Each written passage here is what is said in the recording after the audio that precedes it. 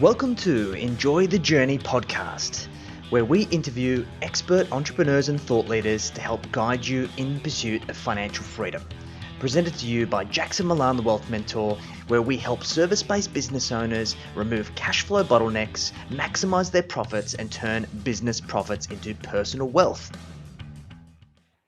G'day guys, this is Jackson Milan, the Wealth Mentor, and we're here for another episode of the Enjoy the Journey podcast. And I've got a very special guest here today, Ari Galper from Unlock the Game. He's the #1 world authority in trust-based selling. And Ari and I were introduced through a group that we're a part of, where there's like-minded entrepreneurs that get together to really talk business and grow their businesses.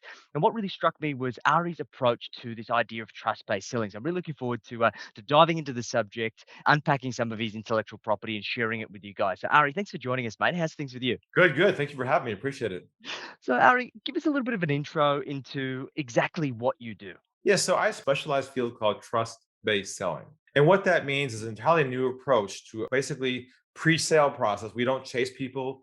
You don't have to sacrifice your integrity. You don't have to use the sales techniques that everybody hates so much. It's sort of a reframe of how we view something, but from an integrity point of view. Amazing. I'm looking forward to getting into it. So how did you get onto this journey of becoming essentially the world's best trust-based sales trainer? Look, for the last 20 years, I've been at this and no one else been around in that space. So I had a lot of time to build out and flush out all the issues. And now I get the point where we have a system that allows people who hate selling or likes it, but hates the chasing part of it to eliminate all that rejection and pain out of it and to be effective without having to sort of play the game anymore. So happy to share some ideas today and some insights to help everybody as a kind of an intro here to help them get in that road. 20 years ago, I was a sales manager in a software company. We launched the first online website data collection tools. Now it's called Google Analytics, as you probably know that. Everyone knows that already. First one to launch that product, fast growing business at the time. I was managing 18 people underneath me, salespeople. Leads came across my desk. There were big opportunities. And this one opportunity came across my desk, and I recognized the name of the company, big company, called the contact back.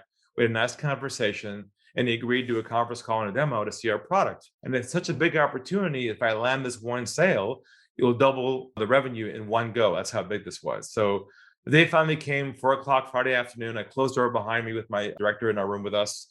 Big conference table in front of us in the office. On the table, a speakerphone, one with 3 legs on it, the kind of the corporate ones. And I hit the speakerphone, dialed the number to call him, and I called the line. He picks it up. He said, "Hey, Ari, how's it going?" I said, "Good." He says to me, "Let us now tell you who else is in the room with us today." And I was like, "Oh, didn't know it'd be someone else there." Next thing you hear is, "My name is John. I'm CEO." I was like, "Oh, wow, CEO is a good person to have on the call." "My name is Julie. I'm head of global marketing." "Oh, this is even better." "My name is Mike. I'm head of IT." I mean, this is like the dream call come true. Everybody on this call was basically a what? A Decision decision maker. maker. Yep. Exactly. They were all there at one time. So I began to introduce myself, told them what we do, then gave them a live demo over the web to show them what we can do for them live on their website as a little demo. And I'm showing this to them and describing it to them. They start asking me all kinds of questions. How does it work? How do we install it? How does technology work? And of course, I had all the right kinds of answers. I was competent, was friendly. I answered the questions. There was so much chemistry on this phone call, Jackson. It was like a love fest on the phone. You know what I'm talking about? Yeah, if only every sales call was like that, right? Exactly.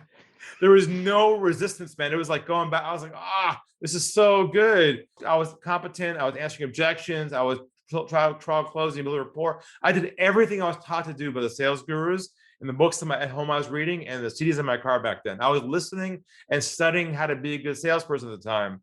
So it was a great call. They were loving everything. And an hour goes by, a call comes to a close. And my contact says to me, "Ari, we love it. This is great. Give us a call a couple of weeks, follow up with us, and we'll move this thing forward." I said to myself, "Oh, thank you, God." I was like, "Well, this is perfect."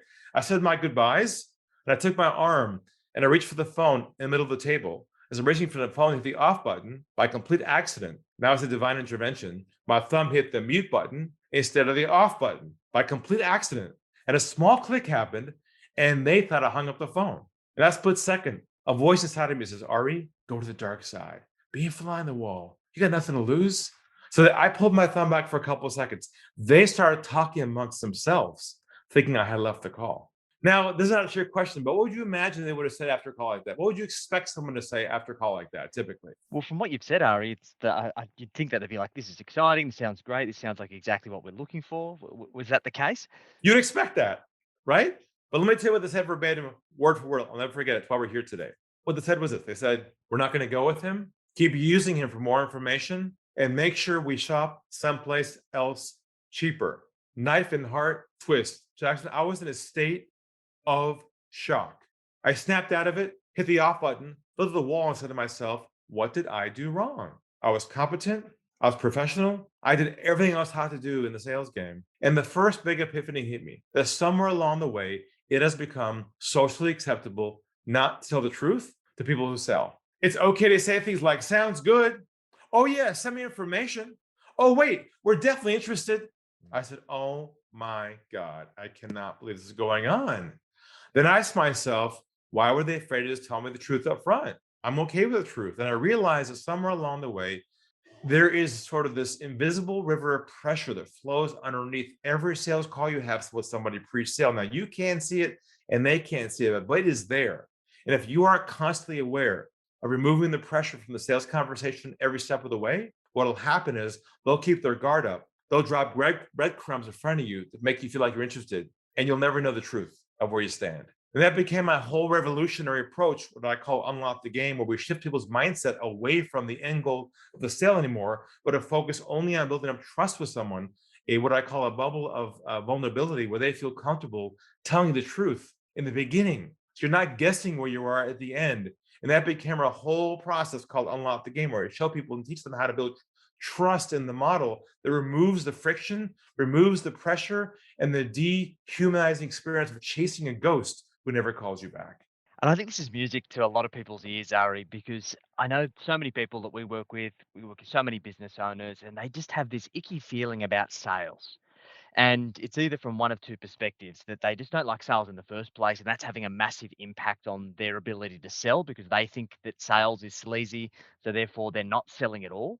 Or there's people who are really frustrated because for exactly what you're talking about, they're doing all of the right things that they think, but they're getting misled and they're getting led to the end of the road, and then people are stopping answering their calls and continue kicking the kind of the thing down the road.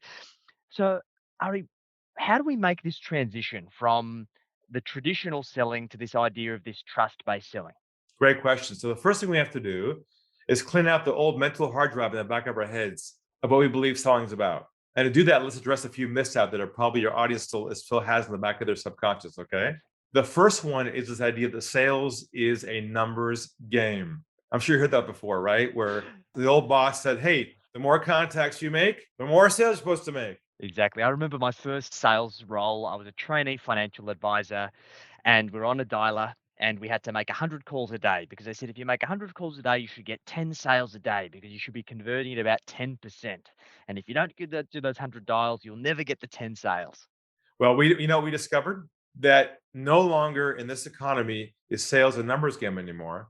It's about how deep you go on each conversation, how good you are at trust building, not how many contacts you make, or how many demos you give, or how many dials you make. All those metrics no longer apply anymore because trust is a new currency. And if you aren't constantly creating it on every conversation with somebody, you're burning your own opportunities. That's number one. Number two is the myth that the sale is lost at the end of the process. I'm sure you've been there before. We had a deal pending. You work hard for it. It all looked good. Every box was ticked. At the end, it just kind of fell through. Like, it's like, what? They're perfect for me, right? Remember those days? Like, what happened? Well, we discovered that the sale is not lost anymore at the end of the process. It's now lost where? At the beginning, at hello. I'll show you right now in a kind of a fun way. If someone calls your office tomorrow morning, you pick up the phone and you hear, hi, my name is, I'm with, we are a, what goes through your mind in about 3 seconds? So we discovered that the sale is not lost anymore at the end, it's lost at the beginning. I'll make the case today that hopefully some of your visitors, listeners will listen to, that they're losing their opportunities not at the end, they're losing it at the beginning. And I'll show you guys why today. And the last principle is the idea that rejection is part of the sales game. That came from the old manager who said, hey, if you can't take a no, if you're not thick-skinned enough, if you can't get out there and keep calling, you're not made for what? To make the sales. Success. Well, guess what we discovered in our research? We discovered that rejection actually is triggered by certain things you say and do unconsciously that cause the other person to put their guard up and pull back and not tell you the truth. And I'll share some of those today as well to help people with some action items to use right away. Beautiful. Fantastic. Great. So we've got these myths out of the way. So what are the next steps, mate? There's kind of two core principles behind the system. And I'll share some ideas behind as well to give some people some action items to use. But we invented our own what we call trust-based languaging, our own phrases to use to replace sales scripts that generate trust instantly, that shifts the whole ball back in their court to allow a trusting dialogue to occur. Let's do example number one. Example number one is the idea of what I call always be diffusing pressure. Always thinking to yourself, how can I take pressure out of the conversation right now for them to trust me more? Let me give you an example of this. Let's say you're having a first call with somebody over the phone, a first conversation, a prospect. It's a good opportunity. They look like they're probably qualified. They're interested in what you have to offer. The chemistry is good. And the call kind of comes to an end. Normally in sales, we say things like what? We say things like, how about we move forward? Or how about we get together? How about we have a cup of coffee? We're conditioned to move things where? Towards the Towards the finish line, right? sale. Right. Yeah. But what happens if you attempt to move things forward in the beginning and they aren't ready yet? What do you break right there with them from the beginning? You break that trust. Correct. So, same scenario, our mindset, our approach. Call is going well, good opportunity, fairly qualified.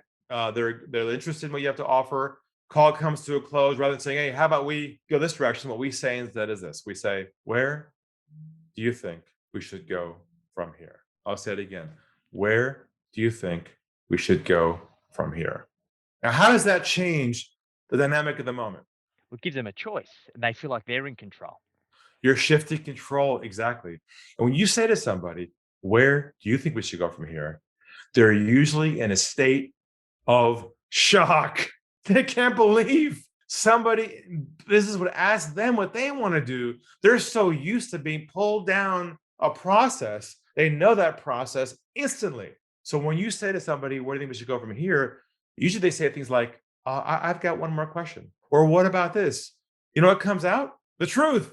And that's your goal. Your goal is to elicit the truth of somebody, build enough trust them from the beginning. So you're not playing the game, guessing the whole time, hoping they'll close at the end, which is the dysfunctional relationship that everybody hates so much. That's one example of how to use trust in the process. And our trust-based languaging, where should we go from here, is an example of how to build that trust without rejection.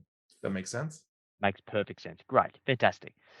So how often do you find that the response that the salesperson or the business owner wants comes out when they offer that question? Essentially that leads to the next interaction or actually getting the deal closed. Well, there's true triggers that reverse it may not work. One is if you say the languaging like a script. Hey, where do we should go from here? Notice the delivery of how I said that. I said, where do you think we should go from here? The delivery is key. You have to lower your voice. You have to create space. You have to allow them to enter back into your world to converse with you. See, what happens is we get so excited inside, we start speeding things up without even knowing it. We say, great. Hey, where do we should go from here? Really excited to work with you. Guard goes up, salesperson, shut down. So half of this is delivery. You got to stay calm, stay centered, let go of the end goal, and be present enough to go in their world. That's where the magic happens when they feel from you. See, trust is when someone else resonates with you. They resonate with you when they feel you understand them. When you're on your own agenda, past we understand them, you've lost them right there and not even knowing it. They won't tell you, of course, because they'll be nice and keep talking to you. They'll say, oh, let me think about it. Yeah, great. Okay, I'll call you next week. See, it's already over right there. But we just keep playing the game, hoping it'll work out somehow at the end, the more people we call. It's like a Yeah, cycle that we're stuck in. We got to break once and for all. makes sense. And it all starts with just presenting that offer, handing over the control, which is great. And that's a thing that I think many business owners or salespeople they want to keep that control the whole time because it's always been taught that if you control the pace of the conversation, you can control the outcome. And this is really contrary, but I love it, mate. I think this is fantastic. All my ideas are very contrarian. So warning in advance, you're going to be hearing is very opposite of what you're probably used to. I love that. So where do we go from here, Ari? I'll share with you one more principle real quick. The second principle is the idea of what I call getting to the truth of people. Now, what that means is having the other person feel comfortable, opening up to you up front, and telling you where they stand in this totality. Let me give you an example of this. I recently had someone call my office. They got through my team, got to me. The phone rings. I pick it up, and I hear this. I hear Mr. Galper. I said, yes. And I hear, my name's John Johnson. Change the name. I'm with XYZ company, big corporate. You recognize the name. And we're looking to bring someone in like yourself to train our salespeople. We're looking at you and two other people. We'd like to know, first of all, Ari, why should we go with you? Why are you the best? And give me your best sales pitch. This is to me, inbound to me. Wow. Now I'm a human being too. Big corporate, huge sales team, big contract opportunities potentially. So I took a deep breath. I got centered back to my approach. I lowered my voice and I said this to him. What I said was this. I said, "Well, isn't that interesting?" I said, "Over here at our company, we have a very similar process to you where we ask some questions, gather information to see if we're a good fit. And if we're a good fit, we decide where to go from there." And I said to him, "Would you be open to that?" And then I heard this breath across the phone, like a relief of pressure that he like lowered his shoulders. He became a human being again. He got out of the game and he lowers his voice and he says to me, okay, what kind of questions do you have for me? Next thing I know, we're having a normal conversation. And within 5 minutes, I discover one, he's not a decision maker. Two, he has no budget. And three, he's just curious as to what we do. And off he went to YouTube for my videos or whatever for free. I hung up the phone. Now, what did my process just save me months of? If you would have engaged in his process, you would have been tendering and pitching, and he would have said, "I'm going to go away and speak." And then every time you spoke to him, "Yeah, I'm nearly got that decision." It would have gone around in circles. Yep, I would have been chasing him and chasing him and chasing him. And you know that there's a drug, it's in our bodies, it's latent. It's triggered with inbound calls like that. You know the drug is called? It's What's called hopium. that? You know the hopium drug? You get an I know. inbound call, like, yeah, team, guess what? I got the call. You're so excited. You tell your husband or wife, feed you this year. Yeah. You know, the hopium, you're just like so pumped up because you get that phone call you're waiting for your whole life. And you call them, you get their voicemail, like, what? He's not there. Then what do? You go to your computer, you go to email, and you write, "Hi, I'm writing you to what? Follow up, right?" I'm going to ask you right now, to all your listeners, take a verbal oath with me to remove forever, as of this recording, never use this phrase ever again post Ari. And here it is. And if you've been in sales for a long time, this might hurt just a bit. I'm going to ask all your listeners to never again use the phrase follow up ever again after this recording. What's the only industry in the world that uses the word follow up? Sales. Sales. You're trying to be heart-centered and non-aggressive and not pushy, but your languaging says, "Hi, I'm calling you to move things where?" There's a few more classic ones. See, remember the old ones like checking in? Yep. There's one more. "I'm giving you a call to..." Touch base. Touch base. That's so 1980s. I love it. We are so conditioned to use languaging that associates with a negative sales stereotype that kills the trust. So I'm going to ask your listeners to replace the word with this. Instead, say this: "I'm giving you a call to see if you have any feedback on our previous conversation." Any feedback on our previous meeting. See, feedback's going the opposite direction, away from the sale. Your job is not to move things forward anymore. When you do that, it creates momentum. Momentum creates resistance. They put their guard up, and now you're chasing the ball. It's not going your direction. All my clients learn there's no chasing allowed. They figured out from the beginning where the clients had, not the end. It's the opposite of how we've been trained. And now, with what's happened in the world the last year or two, no longer is your customer going to accept being in your sales process anymore. If you don't adapt to build trust with them from the beginning, be ready for more pain and chasing people. That's all I can say. It makes a lot of sense, mate. I think a lot of people are going to be freaking out with this because, like, my conversion rates are gonna fail, and my pipeline's going to dry up, and I'm just going to be waiting for the phone to call. But in your experience, Ari, I'm sure you hear this a lot. You get these self-limiting beliefs of people freaking out because it is very contrary to what most people have been taught. But what's the typical outcome as a result of people implementing these strategies? Well, what happens is smaller pipeline, higher conversion. See, now our mentality is more leads. I need more contacts. I need more people to call. See, our brain's going, I need more. And it goes, when we call them more, we do less with them. But if you shift your thinking, you get involved and teach, learn what we do, and build trust with people at hello, and you let go of your agenda and focus in on them, that's called real trust building. You do it already at home unconsciously with your kids and hopefully your husband or wife. But when you go to work, what happens is you put what I call sales armor on. You put a new hat, says, "I'm now going to sell something." And now you change your behavior. You're less authentic. And they can sense that you're can't wait for them to tell you your problem to start moving them down your process. That's where you lose them right there, unless you're open to shifting your thinking around this. Makes perfect sense. I love it, mate. Beautiful. So, aside from what we've spoken about, are there any common traps that you see business owners falling into when it comes to just doing sales the wrong way with these old cliche ways that we've all been taught? I do. So I'm working on a new book right now coming out next year called The One Call Sale. And what I've been able to do is actually craft the code finally on helping people compress the sales cycle from multiple phone calls to one conversation. I recently talked to a financial advisor only a couple weeks ago who had a consultation with me, and he told me he lost 3 deals in 1 week. I said, "What happened?" He said, "Well, I took them through my 3 call process. Call one, discovery. Call two is qualification. Call three is whatever services." And I said, "Where'd you lose them?" He says, "In between each of the steps." I said, "Mate, why do you have 3 steps? Why not have one conversation?" He goes, "What?" That's the industry. That's the standard industry process. How's that working for you? Forget the standard process. It's all wrong. The reason why you're going through 3 steps because they don't trust you from the beginning because you don't know how to build trust with them. Let's work on compressing your sales cycle to one conversation with them. This is the part people mess up on. See, when they have a qualified buyer and they have an initial sales call with them, what happens is they overlay the conversation with relationship building, not trust building. And it's fake rapport building. Hey, how's it going? Nice to meet you, mate. Great. Hey, looking forward to. See, we've been conditioned to layer in this whole layer of relationship building, which we know is fake anyways, and they know it's inauthentic. So, what I'm suggesting to you today is you don't need to build a relationship with somebody pre-sale. Trust and relationship building are mutually exclusive. I tell my clients, build a relationship with your clients after the sale, not before the sale.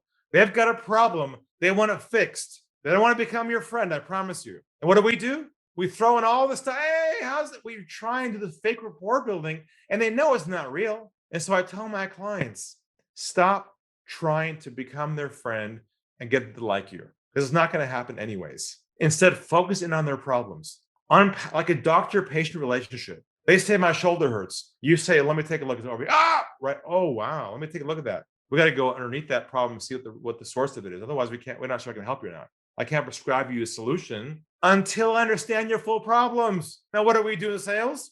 The minute someone says to us their problem, we say, I can Ray, fix that. I can fix that. Oh, you guess what we do? We do financial advice. We build it for entrepreneurs just like you. This is what we do. And we get so excited that we found somebody we can help. We just jump in to show them our offers and we kill trust right there. This requires immense patience and letting go of your own agenda and walking into your client's world and waiting until they say the magic words, which are, how can you help me? And until you get to that point with somebody, you aren't building real trust with them. You're just waiting for the moment to jump in to talk about your solution. It's a real shift, I'll tell you. But once you nail this down, once you let go of the old behaviors and you're pure in your intention and the languaging is pure, we're talking about 50% starting conversion, like serious numbers that can convert on one call. Now, I'm not saying you pressure them to close. They may not be a fit. That's okay. You let them go. But the ones who are qualified that you know in advance to qualified or you discover is qualified, if they don't convert to a yes in that phone call, guess who messed up? If they are qualified and they didn't say yes, that's because you yourself outsold them. You were part of what I call the sales prevention department. You just messed up. It's a pretty high standard to achieve, but it's doable. Beautiful, mate. And in your experience, how long does it take to implement these strategies and get them dialed in a business, would you say? About 90 days.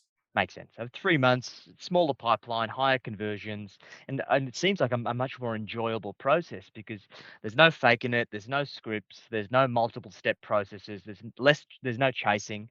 It's just having a conversation, presenting the offer, and the right people will say yes. All the stress is off of you and off of them. That's the whole point. The whole goal here is to take the pressure out of the process so you can be your authentic self with people and they can feel that you actually care about them. What a concept. If they can't feel you care about them, no matter what you say, it's not going to work anyways. Beautiful. These have been some really actionable insights, Ari, and I think this is very contrary, but I love that because I think we need to be polarizing because if you keep doing the same old stuff and you're not happy with the result, something's got to change. And sometimes you've got to do some brash things to get some amazing outcomes. So, Ari, who's an ideal client for you, mate? Who are you looking to work with? Mostly business owners who are in a quadrant of a low volume, high trust opportunities, where consultants, advisors, they don't need to have 25 clients this month. They might have 5 or 7 or 3 or 1. High transactions, low volume, high trust opportunities, typically longer sales cycles. Those are the ones that I can compress the sales cycle down to one conversation. They can land one and two or three in a row. And now all of a sudden, the whole game changes for them all of a sudden. Beautiful. I love that. Fantastic. And how do you typically work with your clients, Ari? Usually it's one-on-one with myself or my team, and we go through a 90-day process where we have them bring us recordings of their phone calls, and we listen to the recordings with them on the Zoom call like this. Right there, you jumped in too fast. You see it, they're like, "Oh my God, you're right." And so many things come out of the recordings, and they're like, "Wow, I didn't realize it. I was jumping in too quick. I was talking too fast. My energy's too high." They aren't even aware of their own behavior. I coach them to shift their thinking and give them a language test to replace it. They get results right away. Beautiful. I love that, mate. And if people have listened to this podcast, they've got some great value from it and they want to get in touch with you and the team, how are they best to do that? Just easy. Go to unlockthegame.com, just like it sounds. There's an intro course there. There's a chance to have a free call with us. And by the way, try that. See what it's like not being sold. I love that. Fantastic. Experience having a free consultation without an offer. You'll learn a lot. Or catch me on LinkedIn as well. I'm active on there. Beautiful. We'll include all the links in the show notes. Ari, this has been super valuable. I'm looking forward to getting you back to do a session for our private clients over the next couple of weeks. And guys, if you anything you listen to in this podcast resonates with you and you'd like to get in touch with Ari, please make sure that you connect with him in the links in the show notes. But I really appreciate you making the time and looking forward to catching up with you soon. Pleasure. Thank you. Take care.